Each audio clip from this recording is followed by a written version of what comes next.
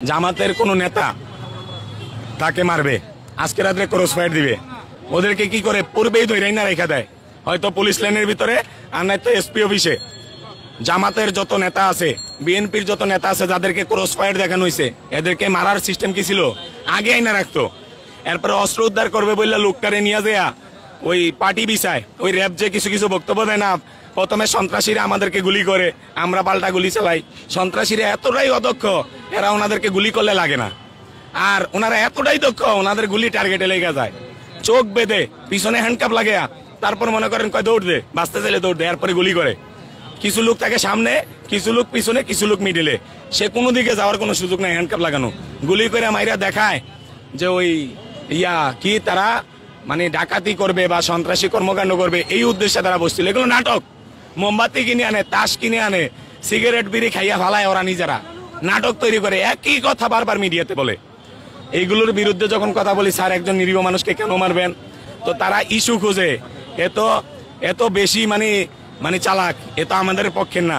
এত মনে হয় দেখা যাচ্ছে যে জামাত বিএনপি পক্ষের লোক।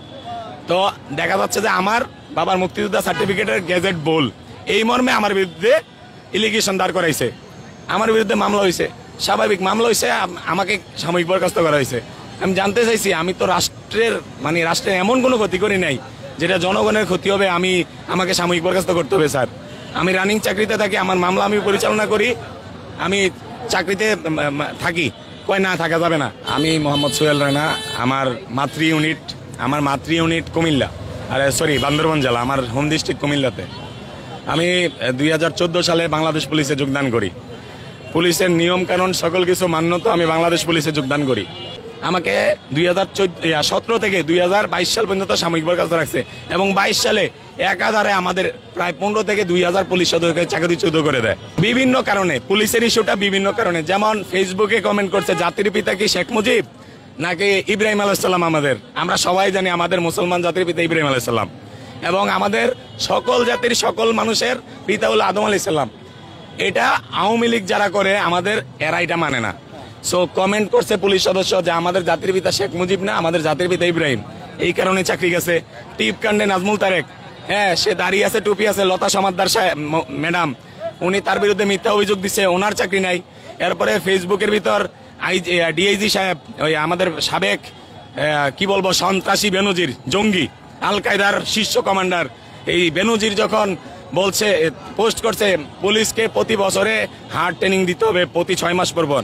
আমাদের এক পুলিশ সদস্য শহীদুল, সে বলছে স্যার মাস ট্রেনিং সেন্টারে ফেলে রাখুন, দয়া করে আমাদের কাটিংটা বন্ধ করুন। আমরা গরিব কনস্টেবল, আমাদের 14-15 হাজার টাকা বেতন, এর থেকে যদি প্রতি মাসে জেলা কাটিং, বিভাগীয় কাটিং 700-800 করে নিয়ে যান, তাহলে এই জুলুমটা কেন করবেন স্যার? প্লিজ স্যার দয়া করেন।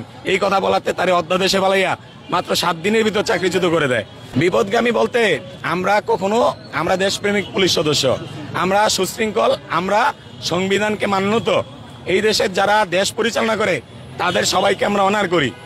আমরা সাধারণ জনগণের মতো বিশৃঙ্খলা করতে চাই না। আমাদেরকে চাকরিতে পুনর্বহাল করা হোক। যেই সকল পুলিশ সদস্যদের ফৌজদারি মামলা চলমান আছে, দেখা যাচ্ছে আমি এখন বাড়িতে যাব, আমার নামে কিন্তু কোনো মামলা নাই, এই যে আমি বক্তব্য দিচ্ছি এটার কারণে আমার বিরুদ্ধে পুলিশ সিস্টেমেটিক ভাবে মামলা দিবে, এটা প্রমাণ রেখে গেলাম। মহামান্য হাইকোর্ট, ওনারা জানেন যে আমি যদি আমার বিভাগীয় মামলা, ওনাদের যে ফর্মালিটি আইন, সেটা মেনটেন করতে যাই 15 বছর সময় লাগবে মামলা শেষ করতে। এখন আমার বয়স চলে মনে করেন 30, 15 বছর পরে 45 হবে, আমার জীবনে কি বাকি থাকে? আর আমাদেরকে ওনারা বলতেছে, আশ্বস্ত করতেছে যে তোমরা করো, কোর্টের থেকে মামলা শেষ করে আসো। আমরা যখনই কোর্টে যাব, মামলায় জিতবো, ওনারা আপিল করবে রায়ের বিরুদ্ধে, মানে আমাদেরকে ফিরে আসতে দিবে না ওরাই।